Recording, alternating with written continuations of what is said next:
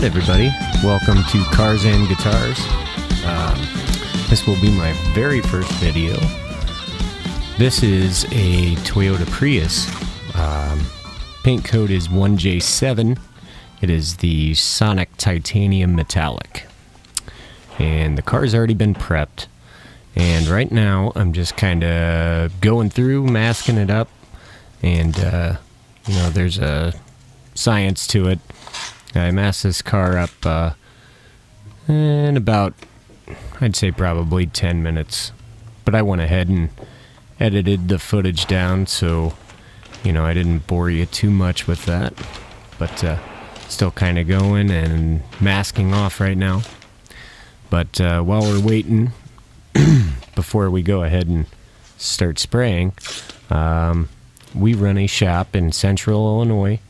And we've been doing it for about 4 months now. So we did have a large body shop, and that got sold to my brother. And we started this over in Bloomington. It's about 45 minutes from where I used to work. And been in the auto body painting industry for about 15 years. But I've been around it my whole life. It's really been good to me. You can make a pretty good living painting cars if you work hard and if you're dedicated. And it takes time to get good. It takes time to really get comfortable with a spray gun and to get going with it. So, apprentices, man, they take a few years before they really start getting good. And it's just kind of part of it. There are some guys that just are naturally good at spraying, but I wasn't that way. When I was 15, 16, I was running it off the panel, so it's just something that you can't be afraid of doing. But yeah. So, just kind of bagging the car now. That way I don't get any overspray on it. I hate overspray. I'm the only guy really in there that's doing work. My dad works with me, but I'm really the only tech there. So, I am constantly trying to keep my workload down as much as possible by getting clean jobs, minimal dirt. I've not had any fisheye issues yet, or solvent pop. The only thing that really stinks is I don't have a bake booth, and I was painting in a bake booth for quite some time, and I really got used to it. I didn't realize how amazing they were, but until you go back to not having a bake booth. So cycle times are a lot longer. I can't knock them out like I used to. This job took about an hour and a half start to finish from masking until I was done clearing. Whereas if I had a bake booth and was doing water, that would take about a half hour or 45 minutes. So, hopefully sometime in the future, be able to get a bake booth. But here we go. All right, we're ready to paint. That's my Tecna, the American version of the DeVelvis GTI Pro Light. That's the Vigilante model. I'm spraying with a 1.4 tip with the TE20 air cap. This gun sprays metallics phenomenally. It's truly amazing how good this gun does. I was using a Sata 3000. I know it's a dinosaur of a gun, but I was using that for 10, 15 years. 1.4 tip in it too. But man, I got this gun last year, and I just got a new clear gun, which I'm going to talk about here in a little bit, but yeah, so this actually got demoted to being a base gun, but I really wanted a good base gun, so I knew this gun could do it. It's a really versatile gun. But putting on the first coat, you do not want to go heavy, especially with silvers.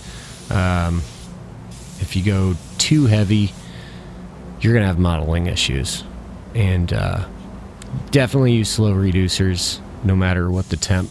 It's wintertime right now, so I'm not trying to get crazy with it.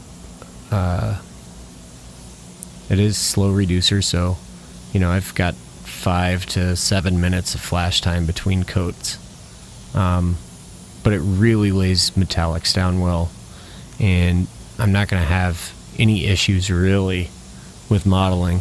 The only time I do usually get some weird spots, I wouldn't call it modeling, is right on my blends. This is just a little dealer car.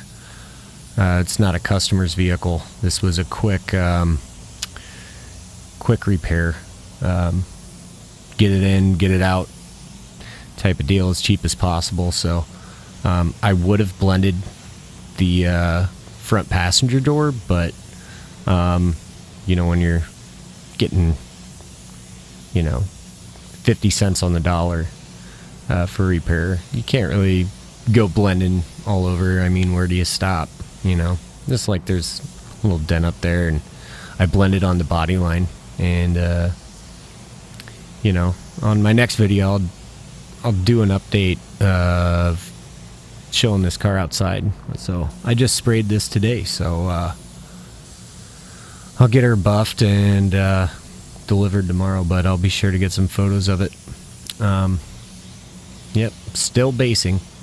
One tip that I have, I use Omni base coat, and one tip that I have is when you get on your last coat, this is a 1-to-1 ratio for base coat.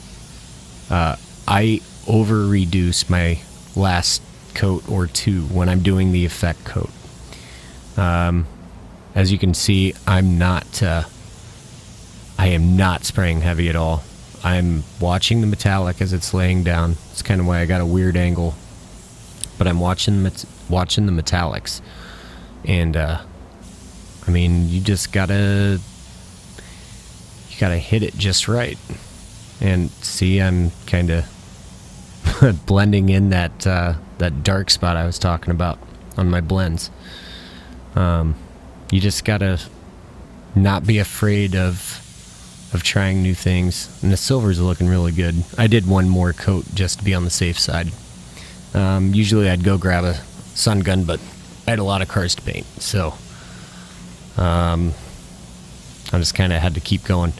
But I didn't really like the way the metallic was looking at the bottom of the door, so that's why I did another control coat, if you want to call it that. Just really wanted to get it looking good. So that's what we're here to do, right? Just make cars look good. So almost done. Just like I said, you just have to watch the metallic hit the panel and use your judgment.